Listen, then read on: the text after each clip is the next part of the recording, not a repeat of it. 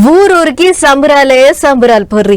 చుట్టాలు పక్కాలు సోపతిగాన్లు ఆయనోళ్ళు కానోళ్ళు దోస్తులు ఓ ఇట్లా ఒక్కల్ని పట్టుకొని ఒకళ్ళు సర్పంచ్ల ఇంటి బాట పడుతుర్రు.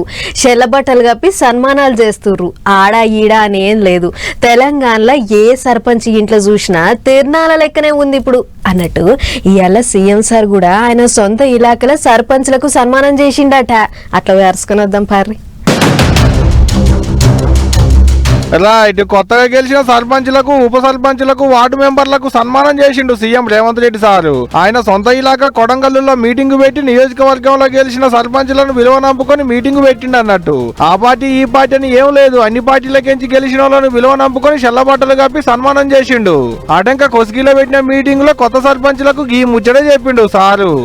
సర్పంచుల గౌరవం నిలబెట్టడానికి, గ్రామంలో మీ మర్యాద పెంచడానికి చిన్న గ్రామ సర్పంచులకు 5 లక్షలు, పెద్ద గ్రామ సర్పంచులకు 10 లక్షల రూపాయలు స్పెషల్ డెవలప్మెంట్ ఫండ్ నుంచి ఎమ్మెల్యేలకు సంబంధం లేకుండా, ఎంపీలకు సంబంధం లేకుండా, మంత్రులకు సంబంధం లేకుండా ప్రత్యక్షంగా ముఖ్యమంత్రి నుంచి సర్పంచులకు నిధులు పంపించే బాధ్యత నేను తీసుకుంటా. పనిల పని కార్పొరేటర్ల గురించి కూడా మాట్లాడిండు. అన్ని తెలిసిన పెద్ద మనిషి 2 ఏళ్ల తర్వాత బయటకు వస్తుందంటే మంచి షటలు చెప్తాడేమో అనుకున్నారట ముందుగాల, కానీ గిట్ల అన్నాడట. ఇవాళ కేసీఆర్ కూడా గట్టే మాట్లాడుతుండు. ఈడ మాట్లాడుతాను రావంటే రంగారెడ్డి జిల్లాలోటి, పాలమూరులోటి, నల్గొండలోటి ఆయన మీటింగులు పెడతాడంట.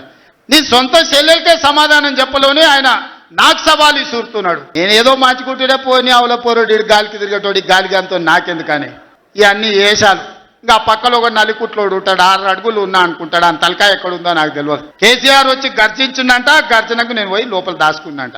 ఇక కేసీఆర్ గర్జనలు గర్జించినట్టు లేవురా నాయన. మీ గాండ్రింపులకు, మీ బెదిరింపులకు, ఉడత ఊపులకు భయపడ్డాడు ఎవరు లేరు బిడ్డ. మళ్ళొచ్చే ఓట్లలో కూడా షై పార్టీ అధికారంలోకి వస్తుంది అటనుళ్ళు, అది కూడా 80% సీట్లతోని. మళ్ళా ఇది నేనంటున్న మాట ఇట్లేమో అనుకునే కూడుతూ సీఎం సార్ చెప్పిన ముచ్చటే. 2029 ఎన్నికల్లో 2/3 మెజారిటీ మన సీట్లు ఒకవేళ 119 ఉంటే 80కి పైగా సీట్లతోని 2029లో మా ప్రభుత్వం ఏర్పాటైంది. ఒకవేళ 153 సీట్లయితే 100 పైగా సీట్లతోని 2/3 మెజార్టీతోని తెలంగాణలో రెండోసారి కాంగ్రెస్ ప్రభుత్వాన్ని తెస్తాం.